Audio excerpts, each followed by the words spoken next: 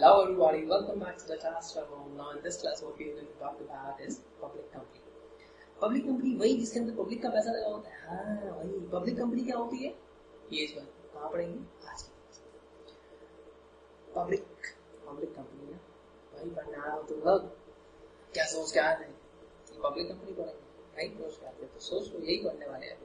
So बेटा public company is governed by section number 2 subsection 71. सारी definitions कहाँ हैं सेक्शन नंबर 2 में. सबसेक्शन 71 कैसे याद रखना है सर. देखो बेटा पब्लिक कंपनी के केस में how much are the minimum number of members. Minimum number of members कितने हैं सर. They are 7 members. 7 लोग हैं जो मिनिमम नंबर ऑफ मेंबर्स वहां पे अवेलेबल हैं. ठीक है.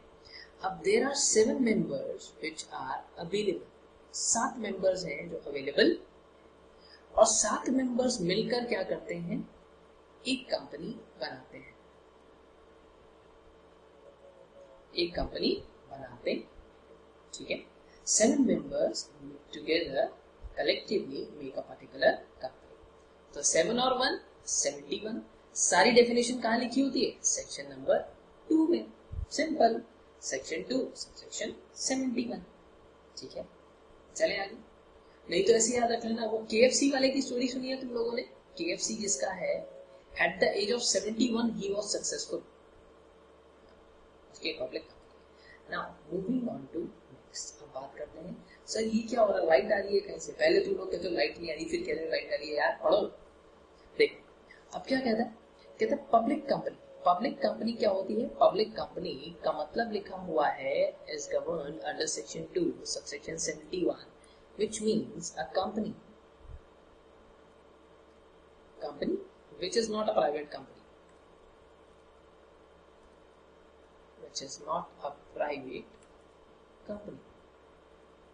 एक ऐसी company which is not a private company. किसी company which is not a private company, ऐसी कंपनी जो कि प्राइवेट कंपनी नहीं है. ठीक है सर ये तो बहुत बढ़िया डेफिनेशन है. प्राइवेट कंपनी में इतनी सारी याद करनी पड़ती थी है ना. प्राइवेट कंपनी में इतनी सारी याद करनी पड़ती थी. यहाँ पे तो कुछ लिखा हुआ public company private public company को जो प्राइवेट कंपनी नहीं है. सर प्राइवेट कंपनी क्या है जो पब्लिक कंपनी नहीं है. नहीं ज्यादा मस्ती नहीं पेपर में नुकसान कर बैठे. So now moving on to next. Which has company which has a minimum paid up share capital.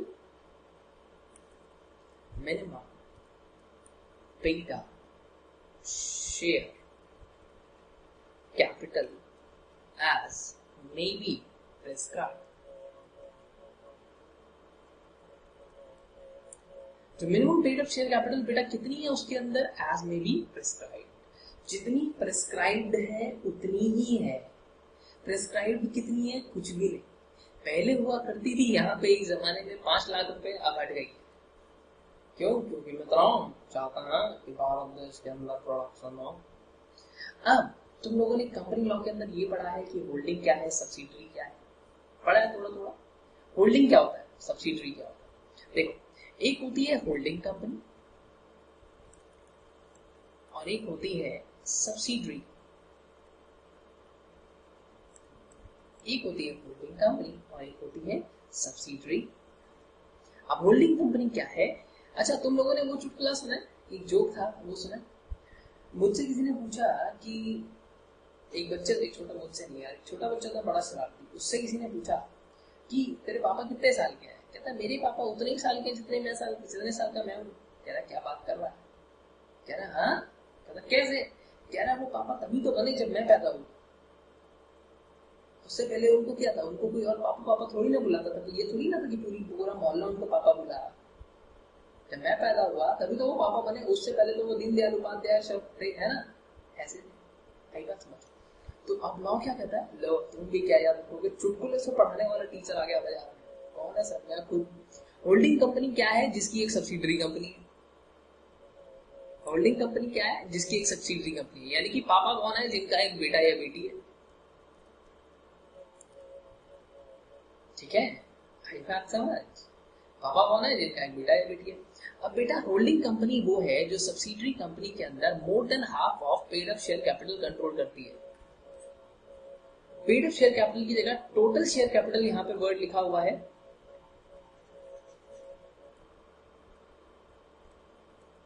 Total share capital का मोर देन हाफ कंट्रोल करती है और कंट्रोल्स कॉम्पोजिशन ऑफ बीओडी। अगर कोई कंपनी एक दूसरी कंपनी के अंदर बोर्ड ऑफ डायरेक्टर्स का कंपोजिशन कंट्रोल करती है या more than half of total share capital control करती है तो उसको हम कहते हैं होल्डिंग कंपनी।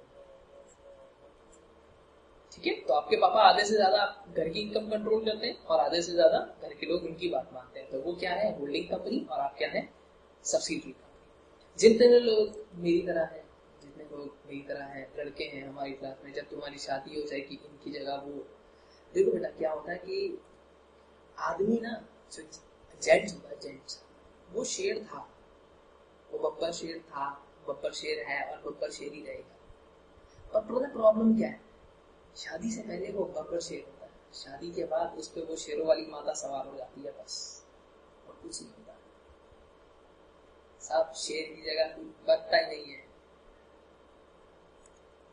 सर आप बड़े दुखी लग रहे हो, अब खुश कौन होता है। देखो आगे चलते हैं, तो पापा और बेटा बेटी, ठीक है, आगे चले। सर ये क्लास हमने उधर दिखा दी तो तुम लोग ढूंढ के दिखा दो तो मैं मान चुका, तुम्हारे को धमकी दे रहे हो, मेरे को बेटे धमकी दे रहे हो, बता रहा तुम्हारे को टीचर से धमकी बहुत महंगी पड़ती है, बता रहा। चलो आगे चलते हैं, ऐसा जरूरी है यार, कभी कभी माहौल चेंज कर लेना चाहिए थोड़ा सा। अच्छा अब बेटा अगर कोई पब्लिक कंपनी है, ठीक है, उसकी सब्सिडरी है, उसकी सब्सिडरी है एक प्राइवेट कंपनी। अच्छा प्राइवेट कंपनी पे ज्यादा कंपनी लॉ अप्लाई होता है या पब्लिक कंपनी में, sorry companies act private company पे ज्यादा अप्लाई होगा या पब्लिक कंपनी पे ज्यादा अप्लाई होगा, बताओ। तो पब्लिक का पैसा कहां लगा हुआ बेटा, पब्लिक कंपनी में। सर तो पब्लिक कंपनी पे ज्यादा कंपनीज एक्ट लगेगा या प्राइवेट कंपनी पे ज्यादा लगेगा, सर पब्लिक कंपनी पे ज्यादा लगेगा, पब्लिक कंपनी पे लॉ स्ट्रिक्ट है सर। हाँ पब्लिक कंपनी पे लॉ स्ट्रिक्ट है, बहुत अच्छे।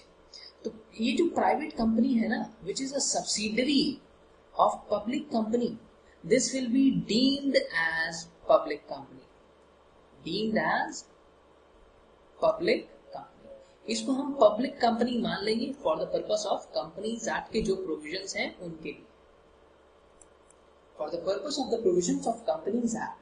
जितनी बातें पब्लिक कंपनी पे लगती हैं, जितने सेक्शंस पब्लिक कंपनी पे लगते हैं ना, वो सारे के सारे सेक्शंस अब प्राइवेट कंपनी पर भी लगने लग जाएंगे। वो सारे के सारे सेक्शंस अब इस कंपनी पे भी लगेंगे, क्योंकि अब हम ये मान लेंगे कि ये कंपनी भी पब्लिक कंपनी है।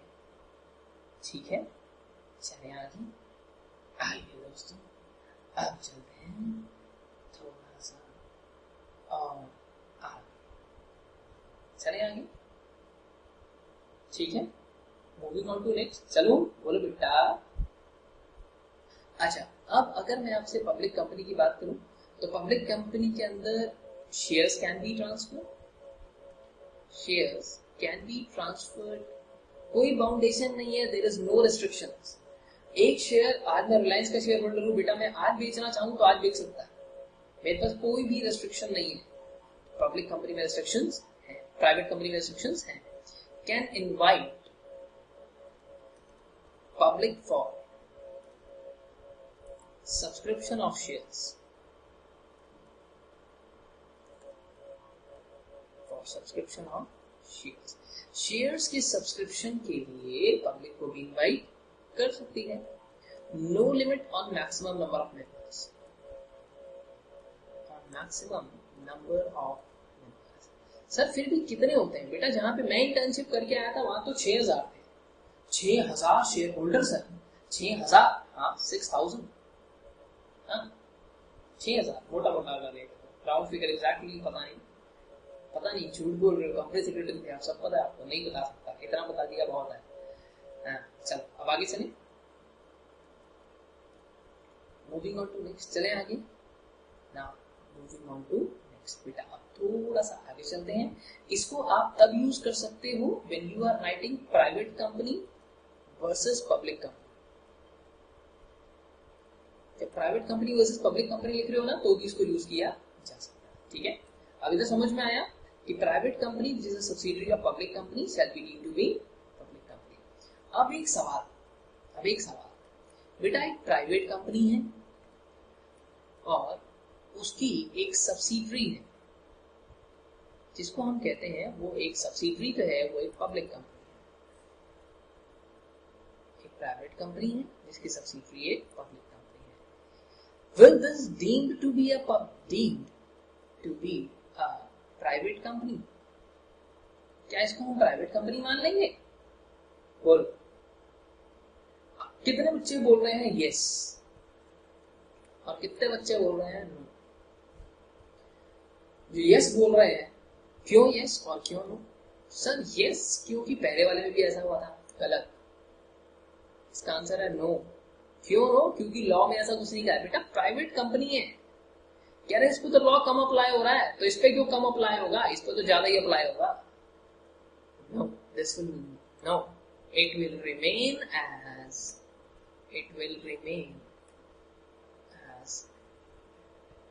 Public company. वो पब्लिक कंपनी ही रहेगी, वो चेंज नहीं होगी। ठीक है मेरे लाल, चले आगे, लाल और पीले चलिए। नाउ मूविंग ऑन टू, थोड़ा सा आगे चलते हैं, ठीक है। अच्छा, अब जो हम बात करते हैं बार बार कि restriction on transfer of shares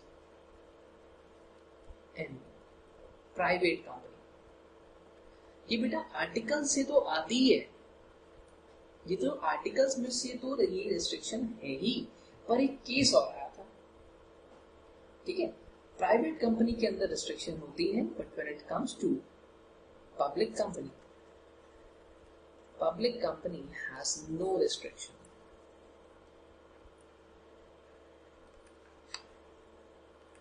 it's shares, चाहे आप उसके शेयर्स खरीदें, and debentures are freely transferable. वो फ्रीली ट्रांसफरेबल होते हैं, उनको आप कभी भी बेच सकते हो, कोई भी रेस्ट्रिक्शन नहीं है। ये कहाँ पे आया? एक नया केस आया था जहां पे ये डिफरेंस आया, जो हमें पता चला। Western development corporation limited versus Bajaj auto limited.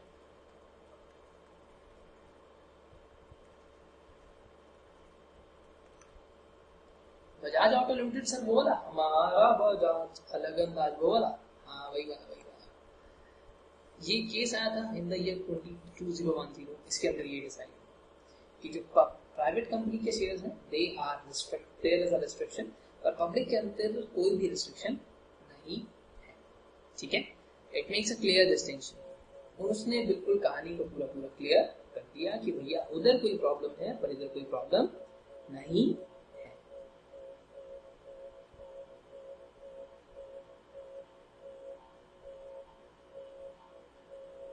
चले आगे।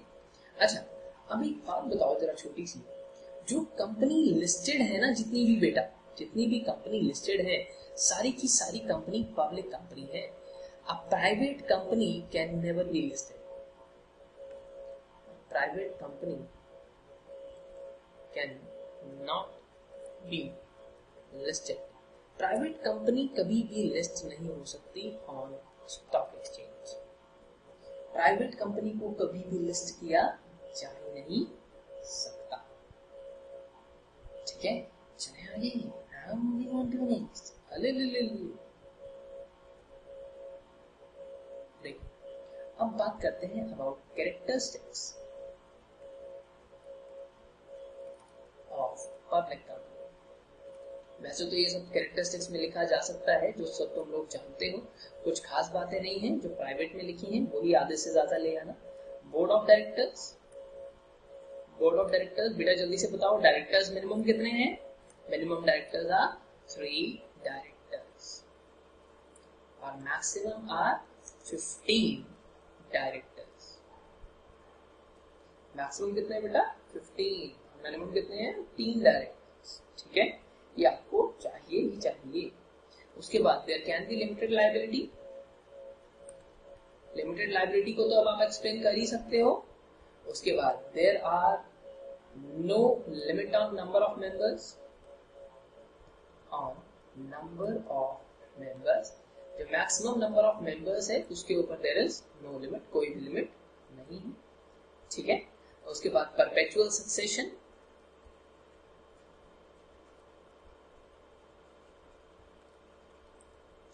securities are freely transferable, securities are freely transferable, securities जो है they are freely transferable, उसमें कोई भी restriction नहीं लगती है, ठीक है। आगे चले ना, next is financial privacy। Financial privacy, इसका क्या मतलब है? Financial privacy, public companies are strictly regulated. Are strictly regulated to publish their financial statements. To publish their financial statements on regular intervals. अगर आप एक लिस्टेड कंपनी की बात करें तो हर क्वार्टर के अंदर, हर हाफ ईयरली के अंदर उनको अपनी फाइनेंशियल स्टेटमेंट्स को पब्लिश करना ही पड़ता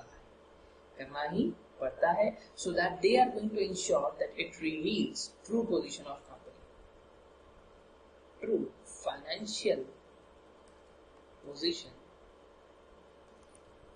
of company. Okay, so it reveals the true financial position of company, and the people who are there as investors, उनको असली information पता चलती रहे। अब what is over there? When it comes to a public company, there are a lot of shareholders. There is public whose money is invested into your company. लोग हैं जिनका पैसा आपकी कंपनी में लगा हुआ है। So each and every time the public company is required to give them the financial statements. Let me correct it. True financial statements or true view कि कितना कंपनी को प्रॉफिट हो रहा है, कितना कंपनी को आज के टाइम पे डेप्रिसिएशन लग रहा है, कितनी what are the rest of the things which are associated. Sir financial statement it means, ये जो फाइनेंशियल स्टेटमेंट का मतलब है वही सब जो अकाउंट में बनाते हो, balance sheet, profit and loss account, cash flow statement. This is all about the balance sheet, ये होती है balance sheet. Now moving on to next, incorporating a public company,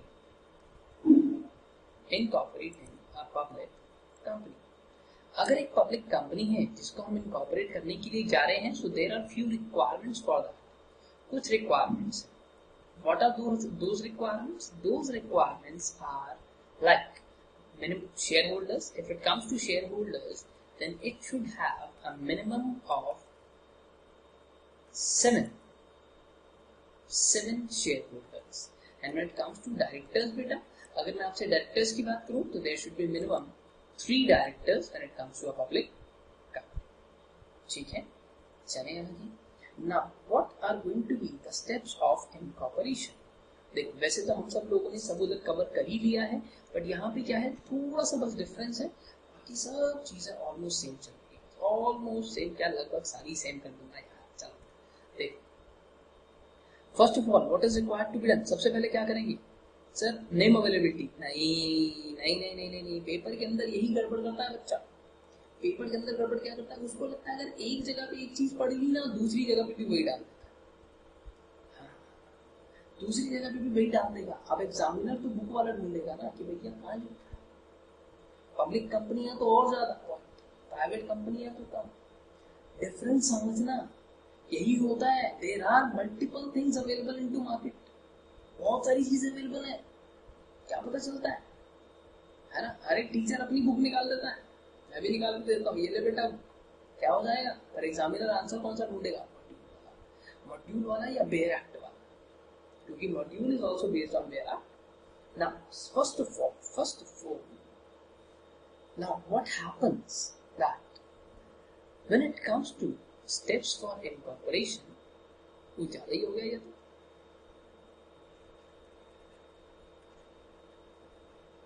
steps for incorporation, sir थोड़ा सा odd लग रहा है ये हम लोगों को, राइट से ही लिख लो, बता रहे हैं कस्टमर है तो कुछ कहते नहीं है, क्या है कस्टमर है, अच्छा अच्छा अच्छा।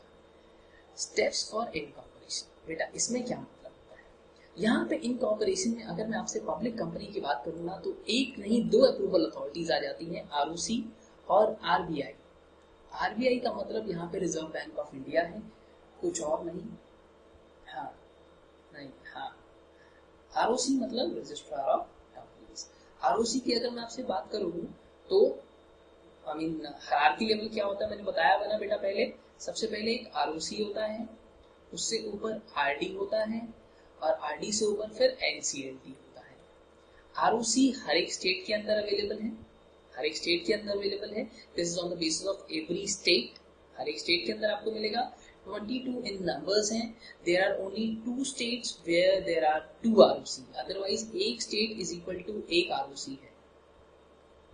ठीक है, अगर आप बात करें तमिलनाडु की, तो तमिलनाडु के अंदर आपको मिलेगा चेन्नई और कोयम्बटूर, चेन्नई एंड कोयम्बटूर, चेन्नई एंड कोयम्बटूर। और अगर मैं आपसे बात करूं किसकी, कहा गया दूसरे वाला, एक और है जो है कि आपका पुणे एंड महाराष्ट्र में अंदर एक और जगह पे है, अभी मैं रिकॉल नहीं कर पा रहा हूं, पता नहीं आज मुझे क्या हुआ। This should be Mumbai, Mumbai and Pune. Okay, so अब देखो इन स्टेट्स के अंदर दो हैं। आरडी, आरडी जो होता है आपका ये स्टेट वाइज नहीं होता, ये रीजन वाइज होता है, ये रीजन वाइज होता है। जैसे north region, west, east, south, they are 7 in numbers all over India. NCLT जिसको हम प्यार से ट्रिब्यूनल भी कहते हैं, जिसको हम प्यार से ट्रिब्यूनल भी कहते हैं, ये ऑल ओवर इंडिया आपको 11 मिलेंगे। इसके अंदर एक प्रिंसिपल बेंच है और बाकी 10 बेंच अलग है। 10 bench they are located in different cities. When it comes to principal bench that is located in Delhi. और आरओसी की बात करूं तो मैं दिल्ली और हरियाणा एक ही ROC, there is only one ROC. क्या बात कर रहा हूं, एक ही आरओसी है दिल्ली हरियाणा का, और क्या है दो लेके के करा है, ऐसे बोलते हैं लोग हरियाणा में ना। मूविंग ऑन टू नेक्स्ट, चलो आगे चलते हैं, थोड़ा सा चले आगे ना। Moving on to next, so there are two approving authorities. First of all you have to obtain FIPB। अब बेटा देखो, if a company is getting incorporated, it has to obtain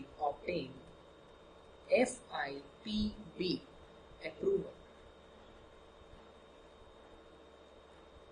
FIPB क्या होता है सर? FIPB बेटा मेरे लाल मेरे पीले, फेमा पढ़ा है कभी? फेना घड़े डिटर्जेंट साबुन नहीं, FEMA. FIPB is Foreign Investment Promotion Board, foreign investment promotion board. Foreign investment को प्रमोट करने के लिए जो बोर्ड आता है उसको हम कहते हैं FIPB। अब देखो क्या हो रहा है, एक कंपनी है बाहर, ठीक है, फॉरेन में, और इसने क्या करा, एक सब्सिडरी बनाई है, सब्सिडरी बनाई है एक कंपनी जो कहाँ है बेटा, इंडिया। ठीक है, एक फॉरेन कंपनी है जिसने सब्सिडरी नहीं, होली ऑन सब्सिडरी लिखते हैं। होली ऑन सब्सिडरी का मतलब है कि इसके 100% शेयर्स किसके पास हैं, ऊपर वाली कंपनी के पास। ये अगर X है तो ये Y है, तो Y के 100% शेयर्स किसके पास है, X के पास है, तो इसे हम कहते हैं होली ऑन सब्सिडरी। अब ये जो इसका जो काम है, जो ये इन्वेस्टमेंट की है ना इसने, ये जो इसने इन्वेस्टमेंट की है, अगर ये इन्वेस्टमेंट आपकी गवर्नमेंट अप्रूवल रूट में आती है, अगर गवर्नमेंट अप्रूवल रूट में आती है बेटा, तो आपको FIPB अप्रूवल लेना पड़ेगा।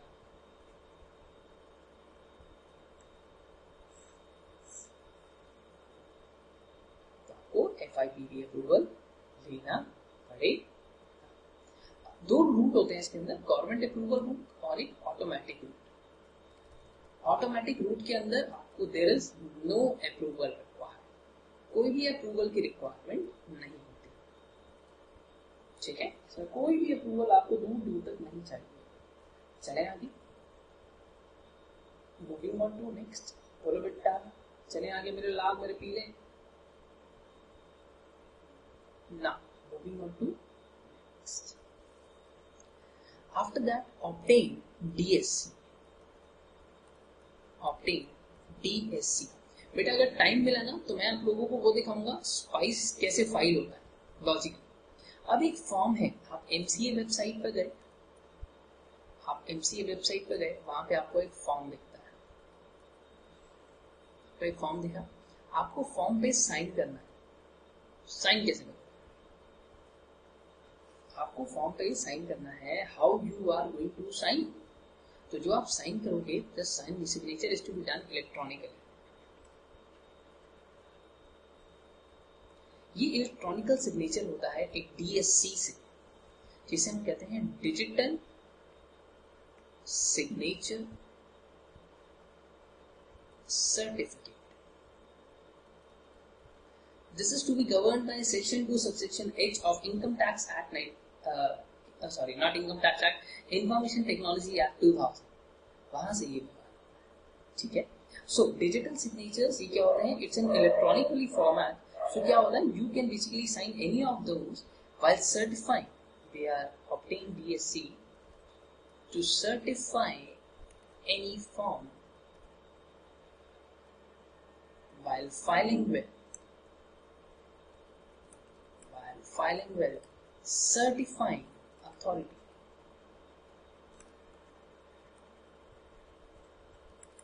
While filing with certifying authority, जो आपकी सर्टिफाइड अथॉरिटी है उस पर जब आप फॉर्म फाइल करते हैं।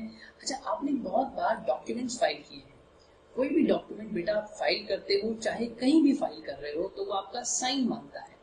और जब कंपनी की बात होती है तो ये signature is to be done by DSC. DSC बहुत सारी क्लासेस के आते हैं, first class, second class, third class. Sir इसमें भी क्लास होती है? हाँ, तीन ही होती है। हम जनरली सेकंड क्लास वाला यूज करते हैं, सेकंड क्लास, थर्ड क्लास ये यूज होता है। फर्स्ट क्लास तो मतलब बहुत उच्च लेवल पे यूज होता है। चलिए आगे ना, मूविंग ऑन टू नेक्स्ट। बेटा एक ये चाहिए होता है। Next is DIN for proposed directors. DIN for proposed directors. What is DIN? DIN is Director Identification Number। Director identification number जो है ना, उसकी रिक्वायरमेंट यहाँ पे पड़ती है। अब DIN क्या होता है? पता DIN का कंसेप्ट कब आया? DIN का कंसेप्ट आया इन द ईयर 2006। 2006-2008 इसके बीच की बात है। एक केस हुआ, सुप्रीम कोर्ट ने आरओसी जो वहां का था, सुप्रीम कोर्ट चलो एक नॉर्मल लोअर कोर्ट है, उसने आरओसी को ऑर्डर कर दिया कि ये इंसान कितनी कंपनी में डायरेक्टर है, मुझे कल पता लगा के दे। उसने कहा क्या, कैसे पता लगा के दूं? पता ना गवर्नमेंट ऑफिस में ऐसे फाइलों पे फाइलें लगी पड़ी होती है ना, पता है? फाइलों पे फाइलें लगी पड़ी होती है ना, तो कैसे पता लगा के देगा? उसके बाद ये सारा जो वर्जन जो आप तुम लोग एमसीए देखते हो ना जाके, ये सब पहले फिजिकली हुआ करता था। लोग लाइनों में लगा करते थे, लंबी लंबी। हमारे इंटर्नशिप में ऐसे ही होता था, ऐसी लंबी लंबी लाइनों में लगते थे, वहां पे जाके पहुंचते थे, 3-3 घंटे लाइनों में खड़े रहो। सुबह बंदे को भेजो, शाम दोपहर को नंबर आता था, वो फॉर्म फाइल करता था, फिर कुछ गड़बड़ निकल जाए तो और दिमाग खराब।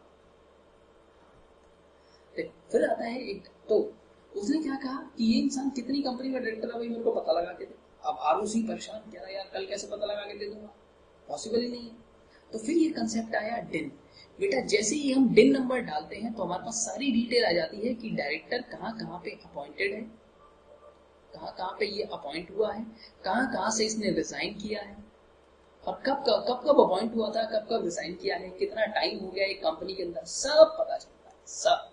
DIN फॉर प्रपोज्ड डायरेक्टर्स, ठीक है, ये भी आपको चाहिए ही होता है। और अगर मैं आपसे स्पाइस की बात करूं तो स्पाइस के अंदर कितनों का अप्लाई कर सकते हैं?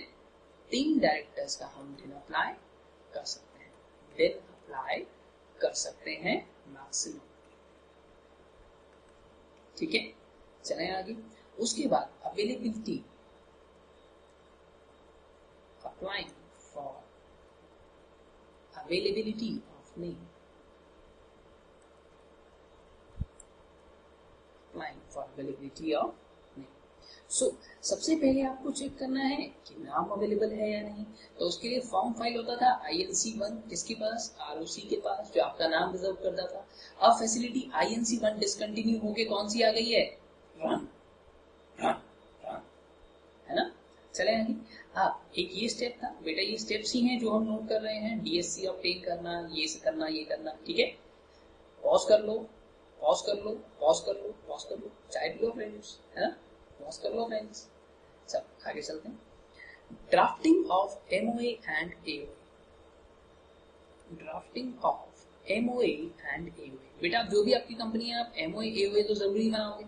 अगर आपने MOA AOA ही नहीं बनाया तो, क्योंकि MOA से पता चलता है scope of activity of company. Scope of activity of company, company की एक्टिविटीज का स्कोप क्या है, ये आपको कौन बताता है, ये आपको बताता है MOA। और AOA आपको बताता है about internal working, internal working of company. ये आपको बताता है कि कंपनी के इंटरनल डॉक्यूमेंट्स क्या हैं। बहुत ध्यान से बनाया जाता है। अगर जो आर्टिकल्स हैं, मैं आपको क्या बताऊं, कंपनी सेक्रेटरीज के पास होती है एक सेक्रेटरियल ऑडिट। बेटा कंपनीज आर्टिकल पे ध्यान नहीं देती हैं, इसके चक्कर में डिफॉल्ट हो जाता है, तगड़ा वाला डिफॉल्ट हो जाता है, ठीक है। Now after that filing of incorporation documents. जो आपके इनकॉर्पोरेशन डॉक्यूमेंट्स हैं, आप उनको फाइल करते हो। बताया था INC32, INC33 और INC34, ये सब आप क्या करते हो, अपलोड करके फाइल करते हो। फिर आप इनको फुल करते हो, आप इनको अपलोड करते हो। अपलोड करने के बाद आप फी पे करते हो, ठीक है। Now moving on to next. बेटा आप थोड़ा सा और आगे चलते हैं, ठीक है। फाइलिंग ऑफ इनकॉर्पोरेशन डॉक्यूमेंट्स, पर ये कब होता है, आपका एक बार नेम अप्रूव हो जाता है, उसके बाद आप इन पे जाते हो, है ना। नेम अप्रूव हो जाता है, फिर आप इन पे जाते हो। ऐसा नहीं है कि हाँ भैया नेम है नहीं और सीधा इनकॉर्पोरेशन के डॉक्यूमेंट फाइल करने पे लगे। हाँ, moving on to next point. The next is about filing of documents for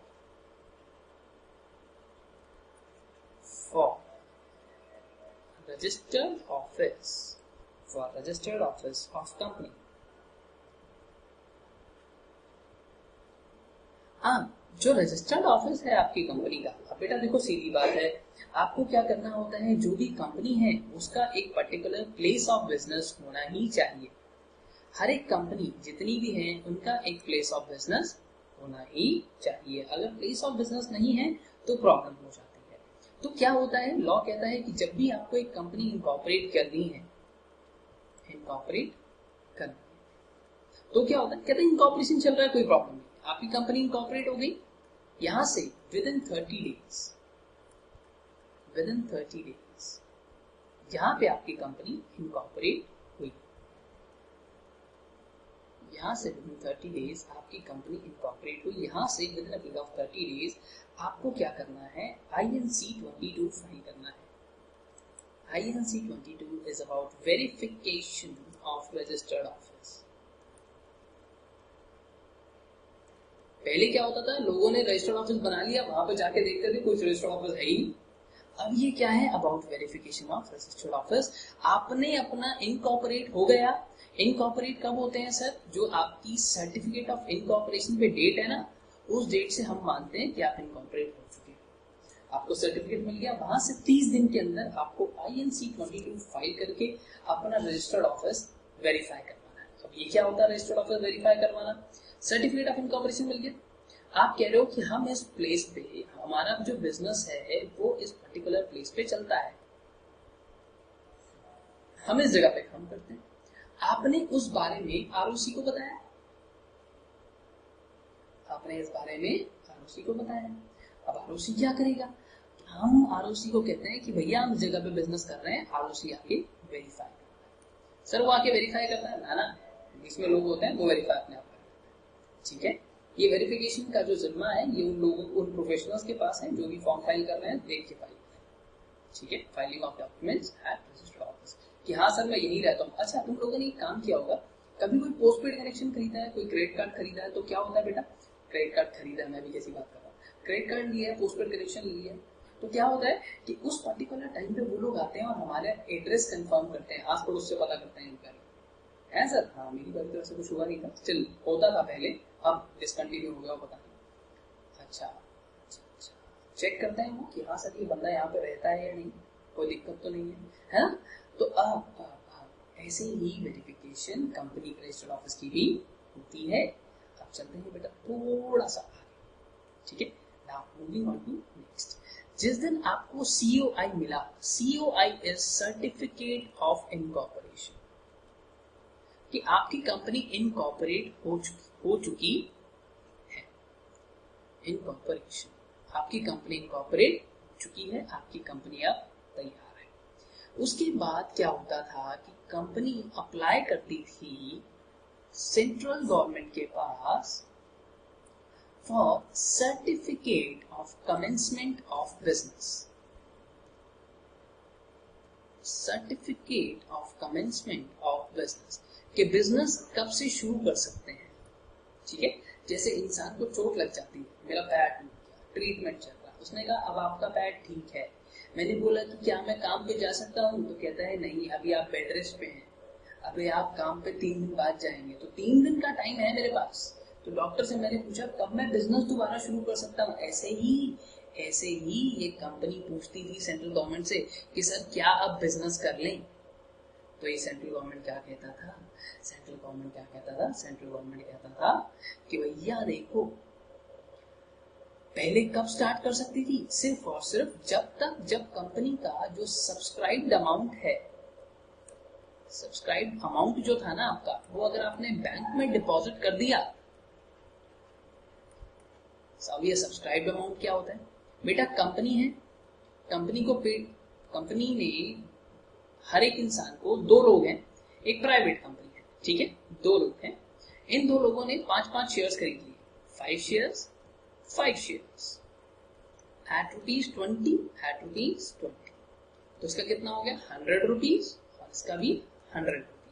law कहता है जब तक ये 200 रुपए एक डिफरेंट बैंक अकाउंट में आप डिपॉजिट नहीं करवा देते, तब तक आप certificate of commencement of business के लिए अप्लाई नहीं कर सकते हो बेटा। ठीक है, चलें। अब certificate of business, commencement of business के लिए आप अप्लाई करते थे in the form INC-21। INC-21 में सर कब तक अप्लाई कर सकते थे, within 180 days of certificate of incorporation। जो आपका सर्टिफिकेट ऑफ इनकॉर्पोरेशन है, जो उस पे डेट है, वहां से within a period of 180 days के अंदर हम अप्लाई कर सकते थे बेटा for certificate of commencement of business. ठीक है, नाउ अब चलो एक मजेदार बात बताता हूं। ये जितनी कहानी मैंने तुम्हें बताई यहां से लेकर यहां तक, this is not effective. Sir मतलब दिस हैज बीन ओमिटेड, ये ओमिटेड हो चुकी है। हाँ, दिस हैज बीन ओमिटेड, ये खत्म हो चुका है किस्सा, फिर भी पढ़ा रहे हो। मतलब आपको कोई मिला नहीं है सुबह से, या आपको कोई मिला नहीं है सुबह से, हमें ही पकड़ के बैठे हो, पूरा पढ़ा दिया, कह रहे हो कि अब है ही नहीं। बेटा देखो, तुम्हारी लाइन के अंदर what matters is knowledge and knowledge. जब तुमने पटक दिया ना सामने वाले को, जब तुम गए, तुम्हारे को मैं मिला सामने, तुम लोगों ने बताया कि सर आपसे ही पढ़ा हुआ हूँ। अच्छा, अब तो और घातक तरीके से पूछूंगा, और घातक तरीके से। सर आप इंटरव्यूज वगैरह भी ले लेते हैं? हाँ, कुछ जगहों पर, हर जगह नहीं। ऐसे जब मेरा मूड होता है, सर ऐसे इंटरव्यू में पूछते हैं क्या कि आपकी शर्ट में बटन कितना, ये सब बकवासबाजी है, कोई नहीं पूछता है ऐसे। IAS के इंटरव्यू में आया, फालतू की वीडियोस फेसबुक पर चल रही हैं और लोग देखे जा रहे हैं, है ना, पता नहीं कैसे कैसे उल्टे सीधे डबल मीनिंग क्वेश्चन पूछते रहते हैं, उसमें तुम लोग भी खुश होकर जवाब देते रहते हो। हाँ भाई ऐसा क्या हो रहा है, चलो bye bye, take care of yourself, will catch you next class. अब अगली क्लास में पढ़ेंगे बेटा ओबीसी। ओबीसी 1% कंपनी, वो साउथ की पिक्चर आती है ना, मेरी जंग वन मैन आर्मी, मेरी जंग वन मैन आर्मी, बस वही सब पढ़ेंगे अगली क्लास में। For the time being bye, take care of yourself, will catch you next class, bye.